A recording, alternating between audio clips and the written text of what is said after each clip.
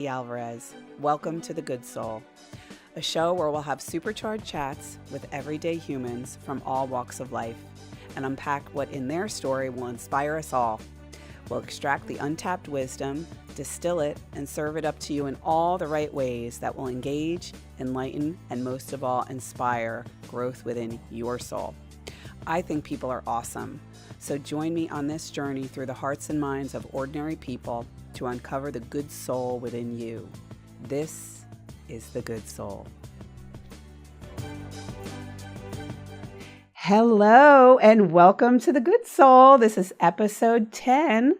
Our episode is entitled A Charmed Life, and I'm lucky enough to be sitting here with my good friend, Sandy Mare. Welcome, Sandy. Hello. Thank you for having me. Oh my God, I'm so happy to have you. I've been waiting. You were like at the top of my list when I was kind of constructing all of this. I've wanted to have you. So thank you again for being here. My pleasure. It's easy to talk to you. I know. Well, we do it all the time. So we're expert at this. So Sandy is just one of those people. I mean, what is the saying? You want to see your future, show me your friends. I mean, you're that person. You, Simone Stratman. There's certainly some people that I've met since I moved here that really have had this kind of inspirational, really like life-changing friendships for me. That's so nice to hear. Yeah, well, it's true. I mean, it's true. And it comes very naturally.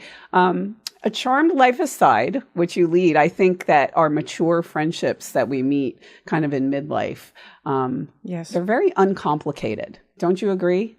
Yes. Yeah, they're very uncomplicated. There's no static of hormonal 20-something. She hooked up with my boyfriend. And I mean, yes, I'm sure we have those friendships are out there probably, but I think we seek the uncomplicated. And that's what we see. You see? Yeah. That's what I mean. That's what I seek out. And so that's what I'm surrounded by. Yeah, I guess that's totally true. So Sandy, you're extraordinary to me. You're an inspiration to women. You're an inspiration to men. Anytime you want me to come look at it, I'll be here. As my mother used to say. Please, my mother used to say, yeah. go on. No, but you're kind. You're intelligent. You are a stone cold fox. You're articulate. You're a wife. You're a mother of 4 kids. 4 dogs still or 3 dogs? We just lost one, so we're down to 3 dogs 3 now. dogs. Yeah. And a white couch, which it's the first thing I said. You said when you walked into our house. I'm like, a white couch? I know. And at the Christmas party, even Linda was like, I'm the eternal optimist. Yeah. And we have a white couch. And we have a white couch. Yep. Yoga teacher. Yep. Yoga teacher's teacher. And then, of course, social work. You have your master's in social work. Is that the formal name of your degree? Yeah. Before you became a mom. To me, you're a little bit Cindy Crawford, a little bit Dalai Lama, but a little bit Lucille Ball. You know, you have this sense of humor to me that, so again, just an honor to have you. And I hope that all of you will glean as much from this, I don't know, charm gem of a person that I have in my life. So, diplomatic, grounded, and truly self-aware is how I would describe you. Wow. Those are great words. Yeah. Well, I would say I've never seen you lose your cool. Just ask my kids. Like one of your... I don't lose it often, but I do lose it. Well, I think something was happening with one of your kids. It was typical routine stuff. And I said, Sandy, baby, you got to scare them. Like you got to look them in the eyes and give them that like... I don't think I've ever really scared my kids. Yeah. Yeah. I had an Italian mother and her eyes would like turn red and she would start cursing in Italian and bite her finger. That's how my husband was raised, for sure. Yeah. I don't think I was ever really scared of either of my parents either. But I'll tell you what I was scared of was disappointing them. I was scared of letting them down. And I remember calling my mom like years ago and saying, how did you do that? Because I want to do that, like with my kids. And how did you instill that? And she just sort of laughed and said, I really don't know. It wasn't on purpose. Yeah. But I was never scared of losing love, of getting hurt, of being abandoned, anything like that. I was really scared of letting them down. You had great parents. Yeah. I had unicorns. Yeah. Yeah. I had lightning in a bottle. I probably text. And I know that. Yeah. Well, it shows in the finished product. I appreciate it every day. I write in a text probably once every 2 weeks to somebody if you love me, it's my parents you have to thank. I mean, they're responsible. Anything you like about me, and I think it really shows through. Okay, so let's talk about where you grew up. Tell me a little bit about your childhood. Okay, so born in New York, grew up on the North Shore of Long Island. My parents actually met in college at Syracuse University, which, Didn't know that. Yeah, they met. That's right. And I followed in their footsteps and met my husband there as well. But I was raised in New York. And we were raised Christian. We went to a sweet little church every Sunday, my sister and I. I'm the younger one. And then I went to a Quaker high school, and we went to Quaker meeting every week. You're kidding. That really, I would say, helped shape my trajectory of social work and just really what I wanted to do with my life. But I will also say I was born, I think, really an empath, really empathetic. And I love that about myself. But it's also, on the flip side, it's made me really sensitive. And so, like, I can get my feelings hurt really easily, even by my kids. Yeah. You know, my daughter's like, you're too sensitive, Mom. Especially the girls. They're mean. But my mom especially, I really had it coming two ways from my mom and my dad. My mom taught me to think about other people. Like when we were sad as teenagers or we'd get grumpy or depressed, she would say stuff like, instead of like, what can you do for yourself or what can I do for you? She would say, what have you done for someone else lately? Mm-hmm. Like it makes you feel good to help other people. And as a little kid, she started with that lesson. And I just think that took me on this path, and then followed by the Quaker philosophy. Can I just ask you a little bit about the Quaker philosophy? Yeah. I had no idea about that. And were your parents kind of game on that? Like, my dad went to the same school. Oh, he did. And my aunt and my uncle and my cousins. Okay. Yeah, and my grandparents were on the board. And so the Quaker philosophy is like, to me, along the same parallel as Buddhism, and their three main principles are simplicity, equality, and pacifism. So they believe there's an inner light in everybody. They were the first people to fight for like prison reform. They were the first people to ever go into prisons and try to mentor people. They believe that there's goodness in everybody. It can be found. They were also the first in the plight for women to vote.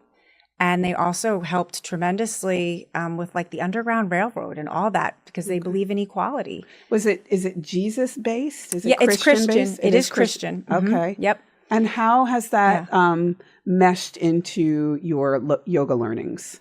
Tremendously. I took those lessons with me, and really I kind of finished sewing up who I was by the end of high school. Like I knew this is what I want to do with my life. I knew it resonated with me as a kid, and it still resonates with me now. It's what I believe. Mm-hmm. And then, as you get into yoga, all the parallels, it's like, oh, this is what's preached in yoga too. This is what, the Buddha used to teach as well. And it's what my mom taught me too. Well, yeah. I it all ties up. You know what the saying is? The paths are many, but the truth is one. Oh, the truth is one. Yeah, the paths are many, but the truth is one. Were you a leader growing up? Did you like student count? You weren't. No, I was in every club. Yeah. I loved to be a part of things, but I have an innate like that sensitivity and shyness that kept me, I think, from really standing out and being a leader. Yeah, it fascinates me that you're not, because I know when I'm in your class and as the owner of the studio, I just kind of like to check out the tricks. And you'll be going on this long, like, diatribe soliloquy, and I'll, like, be in my child's pose, and I'll peek up, and I'm like, she's not reading anything. That's off the top of her pretty little head. Oh. So, coming up, we have Being Every Woman, which I think Sandy really manages to handle very well. So, we will see you shortly.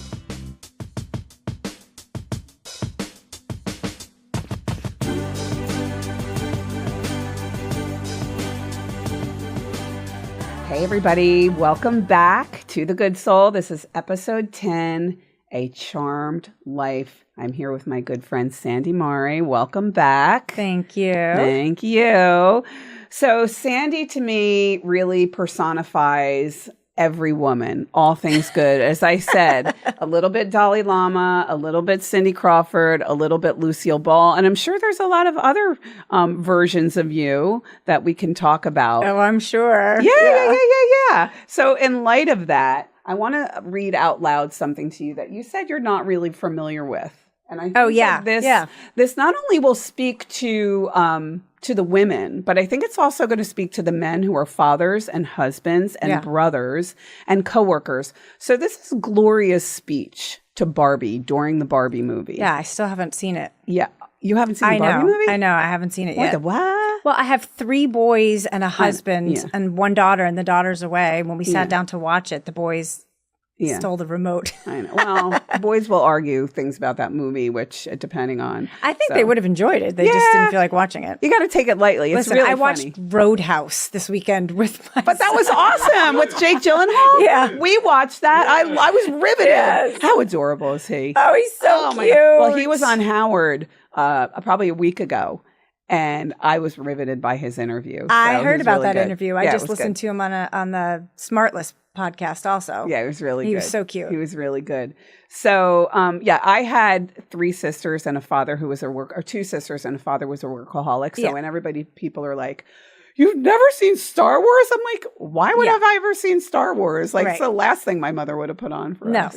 So, but anyway, fasten your seatbelts. Give me your attention because this to me is brilliant. It is literally impossible to be a woman. You are so beautiful and so smart, and it kills me that you don't think you're good enough. Like we have to always be extraordinary, but somehow we're always doing it wrong. You have to be thin, but not too thin. And you can never say you want to be thin. You have to say you want to be healthy, but also you have to be thin.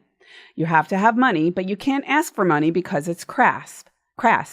You have to be a boss, but you can't be mean. You have to lead, but you can't squash other people's ideas. You're supposed to love being a mother, but don't talk about your kids all the damn time. You have to be a career woman, but also be looking out for other people. You have to answer for men's bad behavior, which is insane, but if you point that out, you're accused of complaining. You're supposed to stay pretty for men, but not so pretty that you tempt them too much or that you threaten other women because you're supposed to be part of a sisterhood. But always stand out and always be grateful. But never forget that the system is rigged. So find a way to acknowledge that, but also be grateful.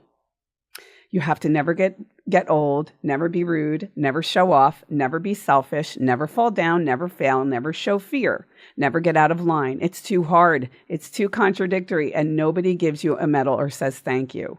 And it turns out, in fact, that not only are you doing everything wrong, but also that everything is your fault. Oof.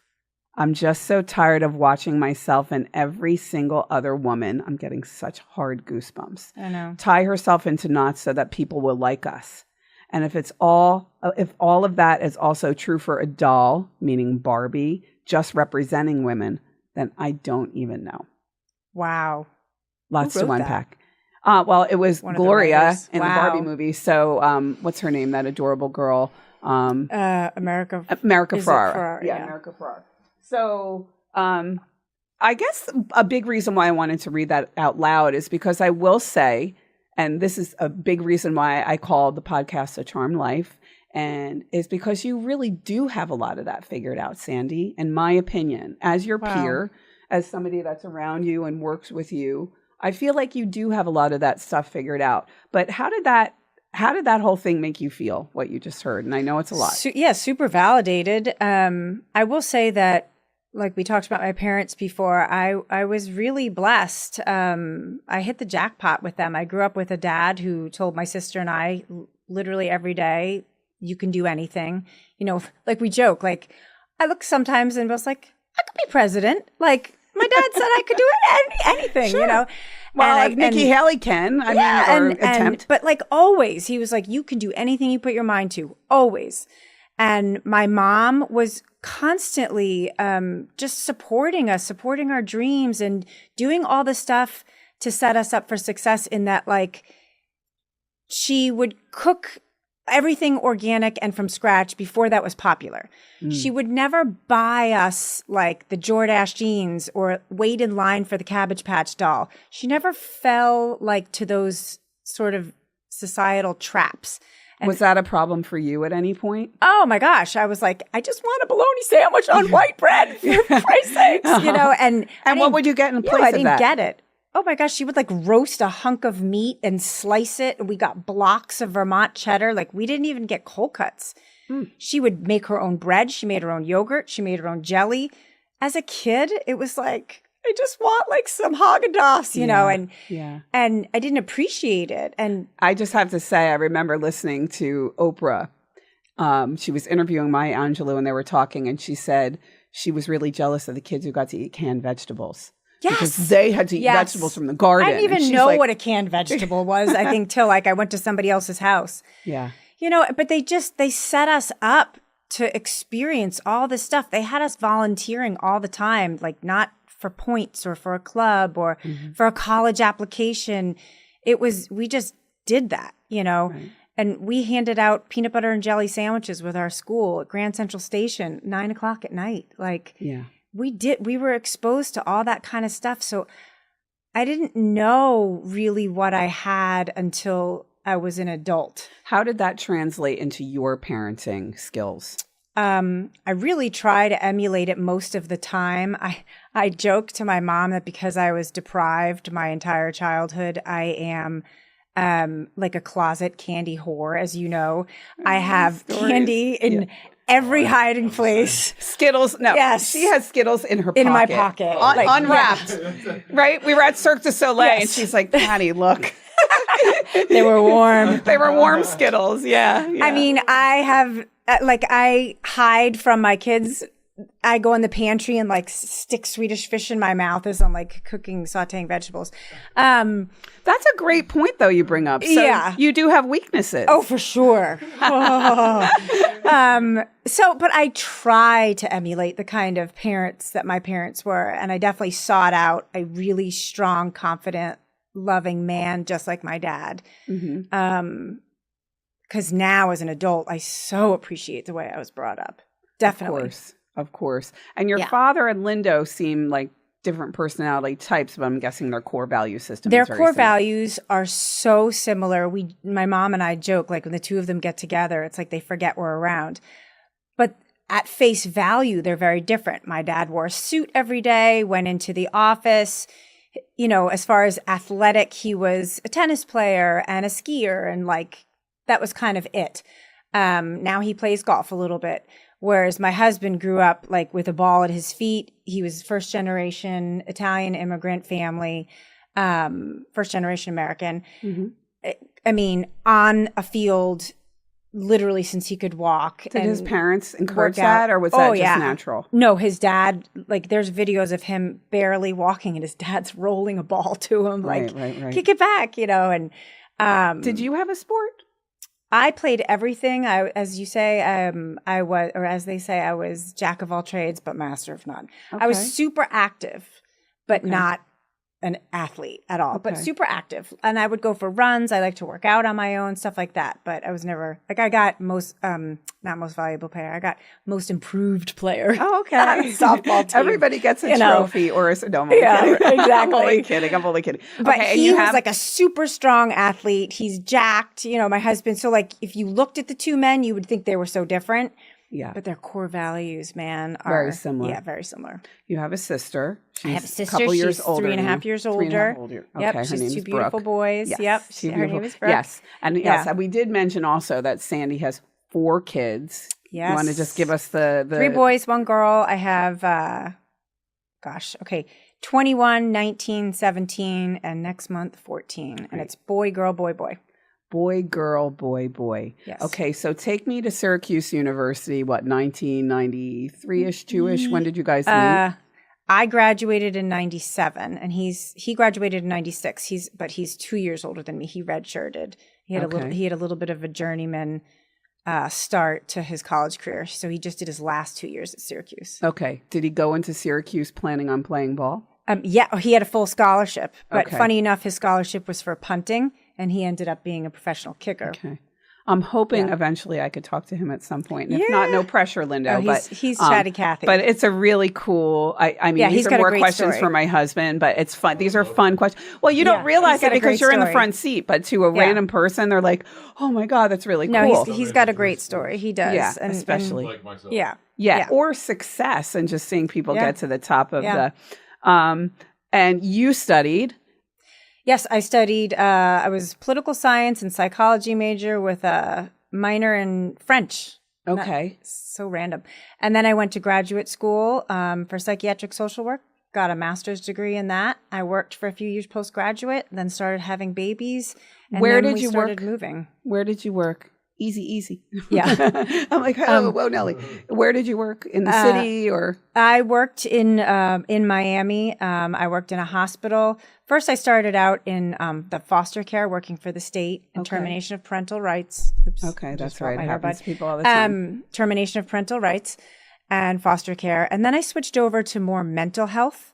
Okay. And I loved the inpatient, outpatient stuff that I did in mental health. It was really stimulating. Okay. And I really loved that. And that's kind of where I finished off. Okay. We're going to hit pause here. You look exactly like Kayla right now. Oh, that's such a compliment. Yeah. So coming up, NFL wifing, and of course the fairy tale aspect of it and the sacrifices of it. So we will see you shortly.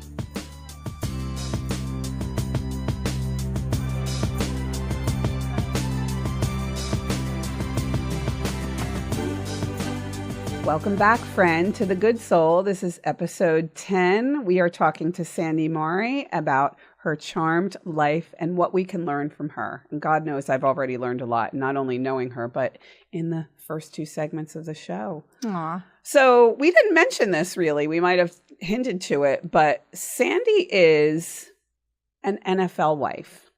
Which, there is so much more to her. And I think the reason why I didn't bring it up right away is because I never wanted you or your husband or your family to think that me personally was ever kind of, I don't want to say taking advantage of that, or I don't know what, kind of showcasing that. But the reality is it's really freaking exciting. Yeah. You know, it's pretty cool. Well, it is. And I think that while you're in it, you don't realize it watching it from the front row. Yeah, right, your probably. husband's career. And I'll say maybe at this point, I haven't been friends with you while he was actively playing, but even seeing from the second row, hearing you talk about, then he got transferred to to the Saints or whatever he's doing. Like I'm saying, I went out and bought a new pair of Nikes. Yeah. Like it's really, really exciting. And I'm going to read something to you that I read from a retired Seattle Seahawks. And I didn't put in my notes who wrote this, but it was a ESPN interview of an NFL wife. The space that NFL wives reserve for each other is safe and sacred. Women can be real, express fears, doubts, and dreams without the fear of judgmental media or friends from outside of the game who may assume that your husband is in the NFL. Your problems and concerns are no longer valid. Most NFL wives know that money in the bank is not the answer to happiness, and that they need women to understand that in their lives so they can better understand themselves. Yeah, I would love to know who said that because it's 100% true. Yeah. Yeah. How why don't we get in a little bit into Lindo's career without getting too crazy? So he left college before me. He was not drafted. We sat on that couch at his parents' house. That's what I was the draft, just watching the rounds go by. And he was not drafted. He was signed right after to the New York Giants, and which worked out well because it was only like 4 hours, I think, from Syracuse for that last year. So I could drive down and see him. Did he play with Christian Peter by any chance, or you don't remember? I don't know because he didn't play with the Giants. He ended up staying on the practice squad the first year. They kept Brad DeLuiso, and it was awesome experience for him because he could learn behind Brad, who was great. And then... Did you move with him to New York, New Jersey for that? No, because I was still in college. Okay. So then right when he finished the season, he went home to Florida basically to wait and see because, long story short, his coach at the Giants was Dan Reeves, amazing man. And he called Lindo into his office and he was like, they're letting me go. And Lindo was like, oh my God, I'm on the practice squad. Where, what about what's going to happen to me? And he said, I put in a few calls with people that I'm close to because he saw something in him. He said, I see something in you and I know you can make it in this league. And he really believed in him. And one of his friends that he called was Jimmy Johnson. And so Lindo went home. He signed with the Miami Dolphins, which was like the biggest deal ever. It was 10 minutes from where he grew up, literally. Wow. Yeah, he grew up in Cooper City. Cooper City. Cooper City. And so he had to battle it out in training camp against another kicker, and he won the spot.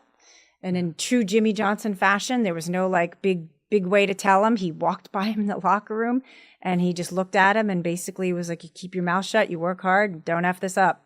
And Lindo was like, I think that means I made it. Like, yeah. And he's like, and the next thing, like, Joe wasn't in the locker room. Oh, wow. Like, that was basically how he found out. And then he proposed to me while I was in graduate school. And where did you go to grad school? I started in New York, but when he proposed, we just really wanted to be together. So I transferred schools, and I moved down to Miami to be with him. Like Molly and Squeaky. And yeah. You were Squeaky. I finished graduate school down there, and we ended up staying there for 10 years. He played for 10 years for the Dolphins. So we got married and had 3 of our children while we were down there.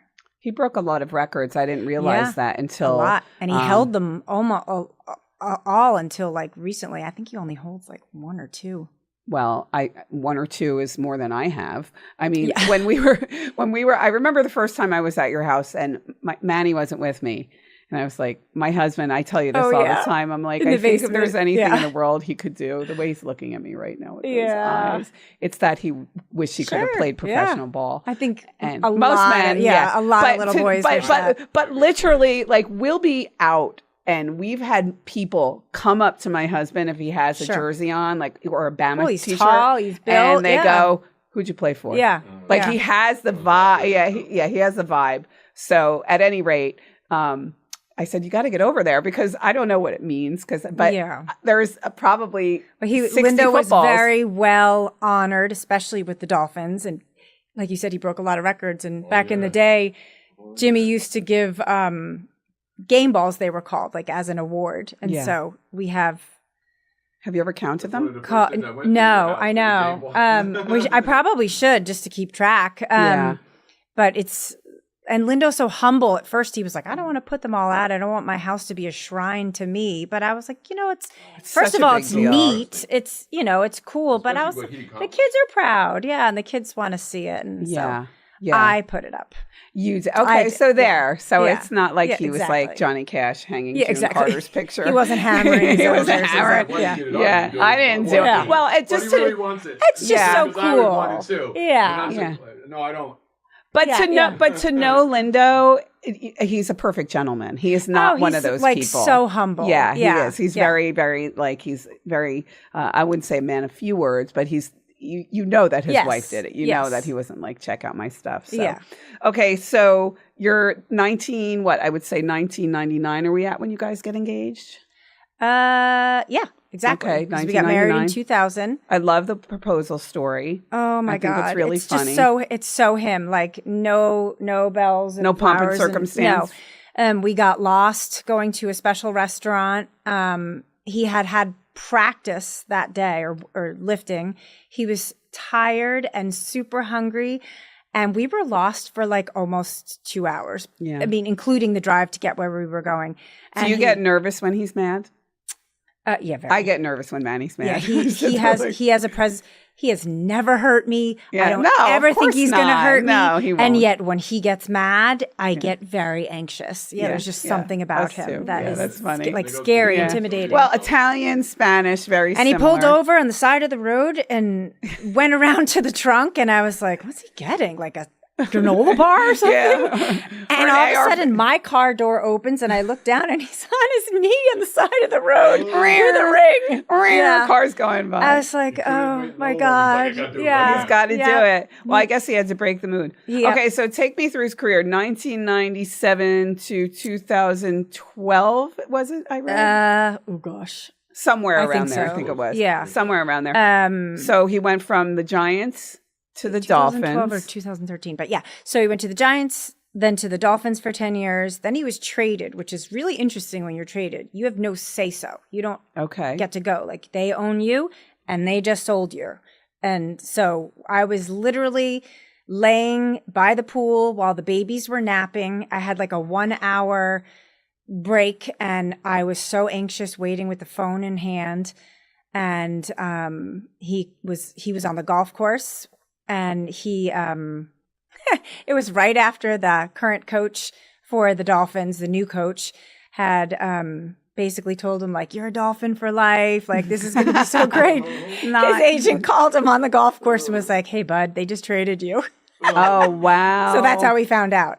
Literally, like, after he called me, I turned on the TV and it was on the ticker. So, like, we found out minutes before everybody else found out. So we moved to New Orleans. I had just given birth to our third child. So we moved to New Orleans when he was just a few months old.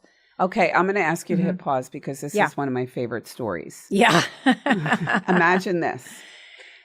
The fans in every stadium are so different. Like, New York was so cool, so different. Miami, totally different. New Orleans was, they live, eat, and breathe. When we first moved in, like Steelers fans, Raiders fans. Oh my gosh, They're people barbaric. were like dropping off bottles No of wine and food and everything at our front door and stopping by and waving. Everybody, it was eerie. Like, everybody knew who we were when we moved in. And he missed I think it was a game-winning kick. And like, wait. Yeah. But wait, didn't they say? Okay, so you said you took the kids out of. They had like that's little right. kitty They had care. a family. They had a really nice setup for family if you had kids and you were place to put the kids. Exactly. And I would bring the kids out sometimes towards the end of the game because they just couldn't sit still that long. But it was fun for them to watch. And our best friends were in town, thank God.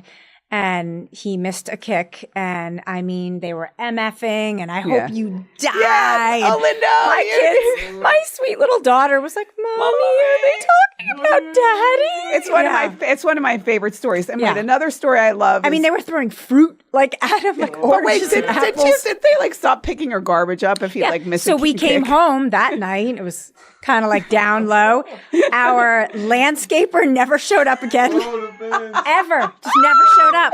That is funny. That's hilarious. Yeah, and maybe that's why he likes mowing the lawn now. They didn't clean up take our garbage or something. I forget, but it was like neighbors stopped honking and waving. That's crazy. Oh yeah, people get.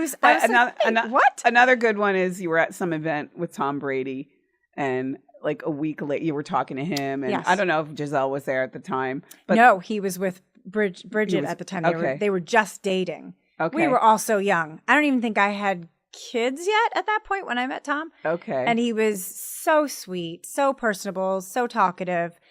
And and then like 4 days later, we saw him again someplace else at like Nobu in Miami. He was like, Stacy, right? I was like, yep. Her name is Sandy, in case you forgot. You can call me whatever you want. I was not going to correct him. Yeah. He was so cute. Yeah.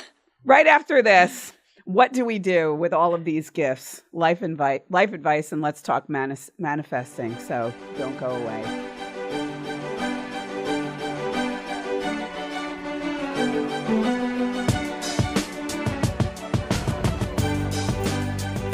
Hello, friend. Welcome back to The Good Soul. This is episode 10, and I can't believe we're already on our final segment. Time went too fast. It always does. I know. It's so much fun. We were just saying we could probably sit here and talk about this for hours. Not only hours, but we could probably make like a dozen episodes out of the conversations we have. So we're talking about a charmed life, and I think kind of the overarching message and really the original reason why I wanted to have you on is because what fascinates me so much about you, Sandy, is with all the gifts that you have kind of been given and the lack of trauma, I would say. I mean, would you agree? Yeah. The lack of trauma. Yeah.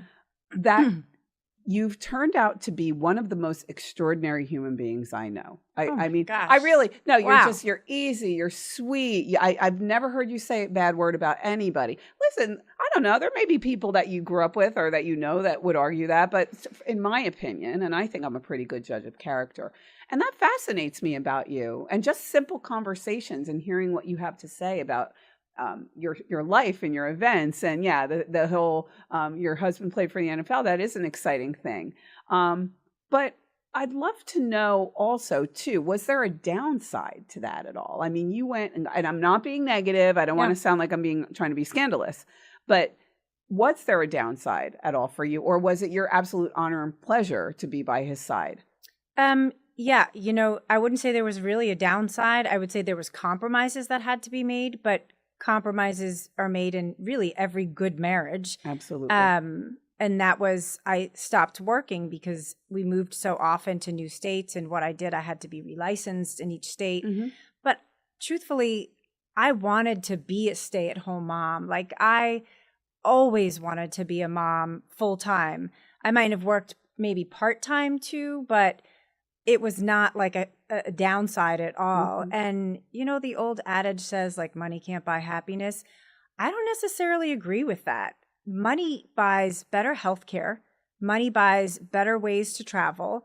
Money buys just like a sense and ease of life. And so, yeah, he made great money. And to say that, we had difficulties, we had no other difficulties that anyone else on this planet, would have had to experience, and we had the money to deal with it. Okay, but let me just interject and say that there are a lot of people who make a lot of money and don't create the world that you and your husband have created. And don't you forget that. Yeah. That it's really what you do with what you're given. I think we're really lucky because we met so young and we continued to grow up, and we grew up together. We really did grow together. Our values have stayed the same. What we want out of life has really always been the same for the most part. We have totally different love languages, which is a whole fun podcast you should do. Yeah. Totally different love languages. Well, maybe you guys will be our guinea pig. Yeah, we are like we joke, Lucy and Desi. But the whole point of me saying that is we're both really simple, and we both believe like there's just so much goodness in people and in life. And if you just focus on that, then that's what comes to you too. Well, and P.S. you both aged very well too. So you're nice. It's good to look at each other. That's great. Let's talk about. I mean, we didn't even get into that. Again, a whole nother episode. But the Mare Foundation. Tell me a little bit about that.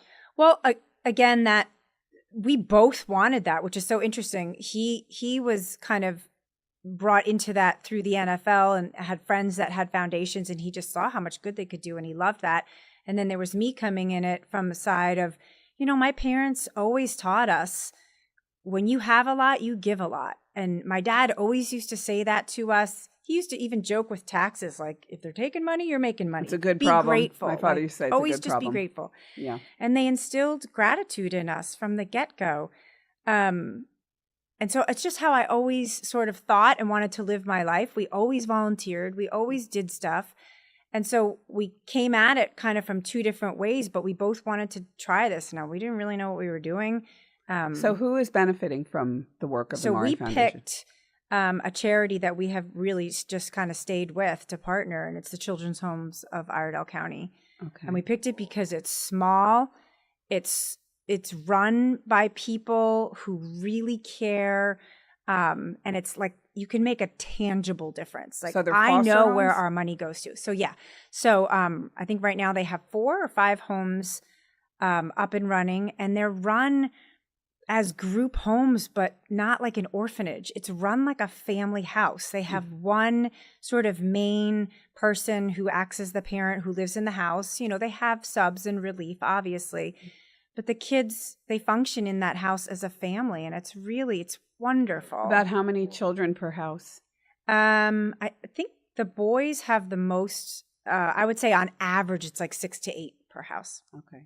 So every year, Sandy and Lindo host a event. It wasn't a masquerade ball last year, was it? No, last year I think it was fall themed. We just did like nautical type stuff, yeah. But at Trump National in Mooresville, Trump Charlotte, I should say, they put on an event. So that's I would imagine that's the primary fundraiser for the whole, or do people randomly send money in throughout the year? We do raise money a little bit throughout the year, but that's been huge for us because the whole Trump organization has been like so generous in giving us, you know, we pay a little bit, but not like we would pay to rent out the space, and they're just so accommodating for us. Yeah. So we're able to keep a lot of the money, you know, that we raise to then donate towards the children's homes. Sure. So rather than paying for the prime rib or the we don't pay yeah. like the prime rate to rent out the place, you know, and they'll throw in, you know,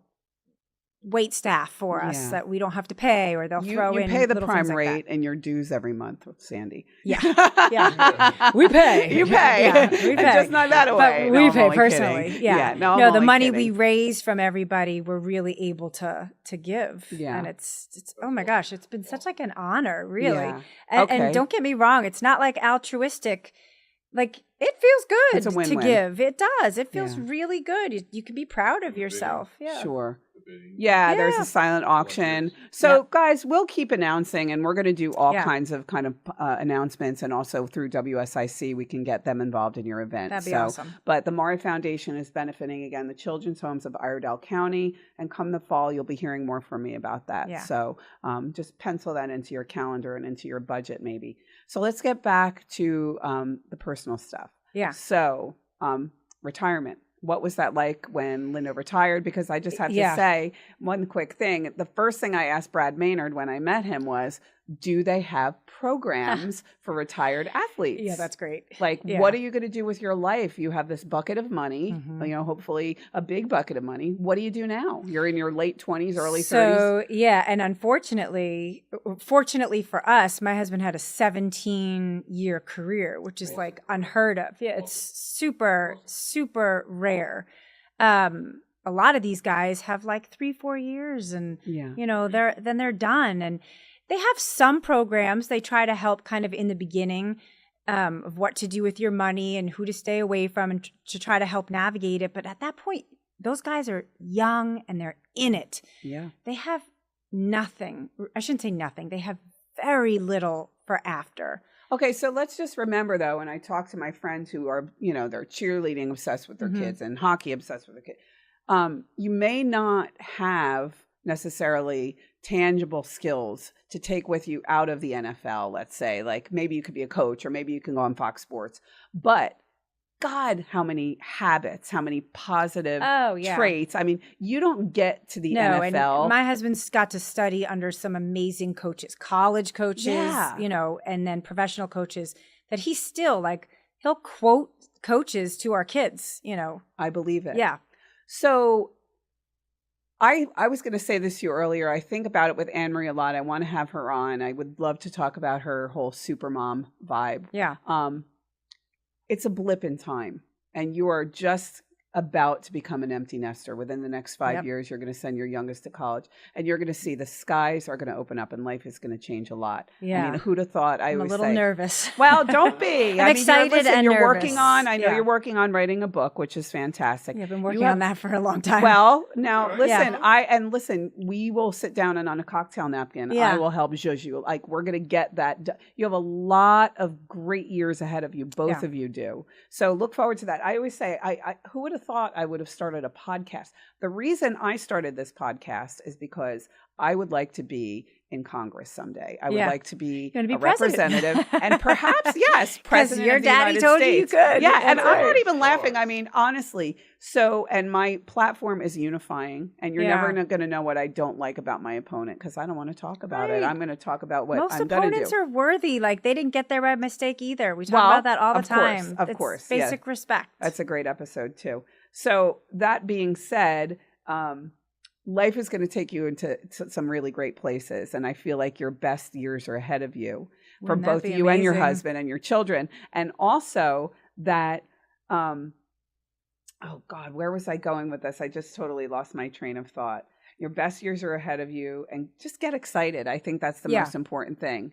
But I think what your advantage is, and this is what I was going to say, that your advantage is your ability to just articulate wisdom and really apply that wisdom and philosophy in plain English into real life. That, I'm not kidding you, Sandy. What is it? I would say every other class somebody, 2 people, 3 people will come out and say, will you text me what you read out loud? I know. It makes me feel so good when that happens. Sometimes it's just something I said, or sometimes it is something I read. But well, to be able to be the catalyst for that information too. Sandy, you got the magic, baby, and don't you forget it. Oh my gosh. You really do. I'm going to go home with my chest all puffed out. Well, listen, I don't know, maybe I see a Charm Life Part 2 in the future. I don't know. I feel like we have so much more to talk about. Yeah. But Sandy, a million thanks for being here. I love you to the moon and back. I love you right and back. I mean that. I want to thank all of you guys for joining us today. It's always our hope to leave you in a better place than when you got here. So DM us on social media if you have any questions or comments. Like, comment, share, and keep coming back. You can check us out on WSIC FM from Saturday 9 to 10 a.m. or at Good Soul Hot Yoga in the Rectangle in Mooresville. So we'll see you next for episode 11. Peace. All the best. Peace out.